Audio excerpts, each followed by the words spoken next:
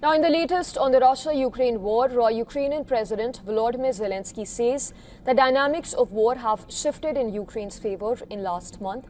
He even claims that Ukraine's long-range strikes were especially significant, adding that he has approved further operations in the month of June itself.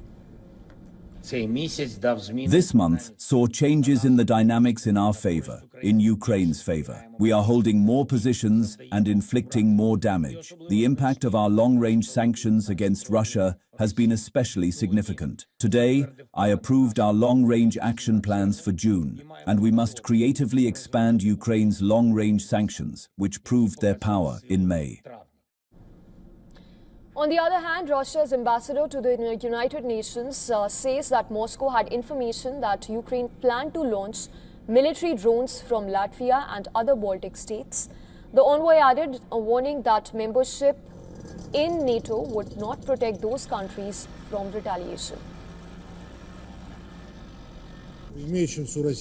According to the information we received in Russia, Kiev has no plans to limit itself to the use of the air corridors provided by the Baltic countries. Drones are also planned for launch from these countries' territories. Zelensky convinced Latvia to agree to the operation, stressing that identifying the exact launch site will be impossible. Drone forces have already been sent to Latvia. Latvia's envoy to United Nations immediately rejected the remarks as pure fiction. Ukraine's envoy to the UN also rejected Russia's claims, calling them fairy tales. In fact, following the statement, the deputy US ambassador to United Nations warned that United Nations was no place for threats against a council member and went on to say that the US would keep all its NATO commitments. The Russian ambassador's remarks came after Ukraine blamed Russia for redirecting one of its drones into Estonian airspace, where a NATO jet shot it down. Latvia even issued a first air threat alert over a possible drone entering its airspace on Tuesday.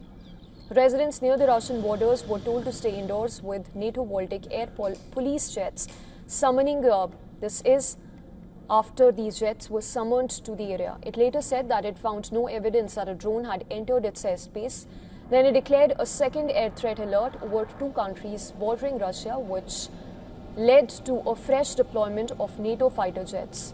Also, Ukrainian Foreign Ministry spokesperson apologized to Estonia for the incident and insisted that Ukraine was not using Latvian or even Estonian territory to launch drone attacks on Russia.